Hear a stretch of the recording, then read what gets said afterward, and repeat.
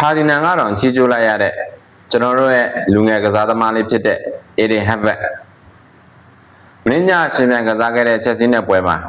ကျွန်တော်ရဲ့ခံစစ်ပိုင်းကိုအကောင်းမွန်ဆုံး clean sheet ရအောင်ဆွမ်းဆောင်ပေးနိုင်ခဲ့တဲ့လူငယ်ကစားသမားလေးဖြစ်တဲ့ Eden Hazard အကြောင်းကိုဒီနေ့ဗီဒီယိုလေးမှာပြောသွားချင်ပါတယ်ခင်ဗျကျွန်တော်ရဲ့ခံစစ်မှုကြီးဖြစ်တဲ့ Rio Ferdinand ကတော့သူ့ကိုချီကျူးစကားတွေပြောထားတာကျွန်တော်တွေ့ရပါတယ် Manchester United အသင်းအနေနဲ့လွန်ခဲ့တဲ့10နှစ်အတွင်းမှာကစားသမားတစ်ခေါ်ယူမှုတွေဟာတော်တော်လေးကိုဝေဖန်ခံခဲ့ရတာအားလုံးအသိပါပဲ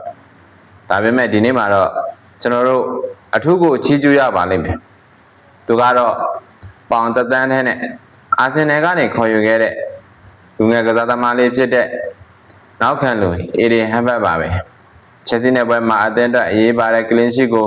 စွမ်းဆောင်ပေးနိုင်ခဲ့လို့သူ့ကို Rio Ferdinand ကတော့ချီးကျူးစကားကိုဆိုလာခဲ့ပါတယ်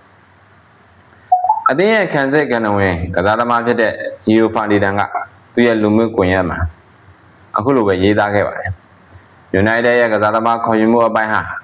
ပြီးခဲ့တဲ့10နှစ်အတွင်းမှာဝေဖန်ခံခဲ့ရတာမှန်ပါတယ်ဒါပေမဲ့ Eden Hazard အတွက်တော့ကျွန်တော်တို့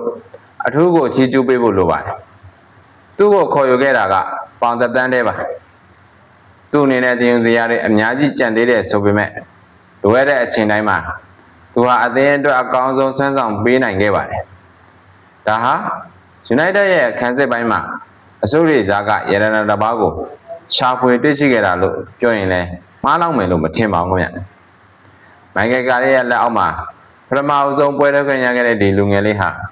Stamford Bridge မှာလူကြီးတယောက်လိုတီးတီးငြိမ်ငြိမ်ကိုကစားသွားခဲ့တာဗျမင်းညပွဲမှာဆိုရင်ချက်စီရတိုက်စစ်မှုတွေအနေနဲ့ဘာမှကိုမလုပ်နိုင်တော့ဖြစ်ခဲ့ပါတယ်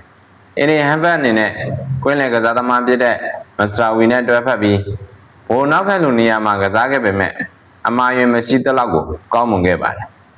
အသင်းကောင်းဆောင်ဖြစ်တဲ့ Bruno Fernandes ကလည်းသူ့ကိုချီးကျူးစကားပြောခဲ့ပါတယ်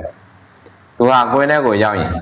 လူကြီးတယောက်လိုကိုပြောင်းလဲသွားတယ်တကယ်ကိုတည်ငြိမ်တဲ့သူလို့မှတ်ချက်ပေးခဲ့ပါတယ်အာဆင်နယ်အသင်းကနေပေါင်တန်းနဲ့ခေါ်ယူခဲ့တာ United အတွက်ကတော့တကယ်ကိုအမျက်ထွက်တဲ့ခေါ်ယူမှုတစ်ခုဖြစ်ခဲ့မှာအသေးချာပါပဲကဲပရိသတ်တို့ရေအခုလိုခံစစ်ပိုင်းဒဏ်ရာပြတ်တာတွေနဲ့